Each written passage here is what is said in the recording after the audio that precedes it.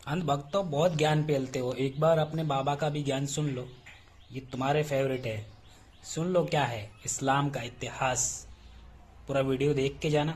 मुझे पता है तुम लोग को हजम नहीं होता है सच्चाई, लेकिन सच यही है। देख कर बहुत से मुसलमानों को नहीं पता होगा कि आज कंप्यूटर के सॉफ्टवेयर का जो बेस होता है, एल्गोरिथम जिसे कहते हैं, एल्गोरिथम वर्ड अल ख्वारिज्म से डेराइव्ड। आप सोचिए, मेरे ख्याल से 100 में 99 लोगों को नहीं पता होगा कि कोलंबस ने जिन नक्शों को आधार बनाकर वेस्ट से रास्ता खोजने निकला था, वो बनाने वाला भी एक मुस्लिम था, अल इदरीसी, अरब था। वो इतना बड़ा ज्योग्राफी का जानकार था। यूरोप उतना एडवांस नहीं था कि उसके पास एडवांस नक्शे हों। वो नक्शा अल इदरीसी का था।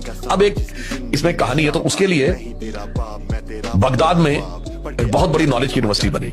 जिन्होंने इस्लामिक हिस्ट्री थोड़ी पढ़ी होगी उसको बैतुल हिकमत कहते हैं। हिकमत मतलब नॉलेज होता है, सेंटर ऑफ नॉलेज। आप सोचिए 10वीं शताब्दी तक इस्लामिक वर्ल्ड नॉलेज के फील्ड में यूरोप से आगे था। और आज मैं इसलिए कहना चाहूंगा, एक वो दौर था इस्लाम की हिकमत का। उसके बाद 700-800 साल, उसके बाद 600-700 साल के बाद यदि पूरे आलम इस्लाम में कोई साइंटिस्ट हुआ तो डॉक्टर एपीजे अब्दुल कलाम। ये वो व्यक्ति जो कि भारत के मिसाइल प्रोग्राम का चीफ रहा, इतना बड़ा साइंटिस्ट। मैं मुस्लिम समाज से कहना चाहूंगा, एक दौर था, उसमें से एक किस्सा है जो मैंने पार्लियामेंट में नहीं बोला, वो मैं आगे बोले दे रहा हूं। एक दौर था जब इस्लाम में नई नई चीजों को सीखने और समझने का बड़ा दौर था। ये 8वीं शताब्दी, 9वीं शताब्दी और 10वीं शताब्दी का दौर है, जब भारत से सूर्य सिद्धांत गया और वो सिंध हिंद के फॉर्म में अरबी में ट्रांसलेट हुआ। भारत से सुश्रुत संहिता गई और खलीफ अल मंसूर ने अल सुश्रुत के नाम से नया मेडिसिनल एस्पेक्ट हुआ। भारत से न्यूमेरिक्स गए।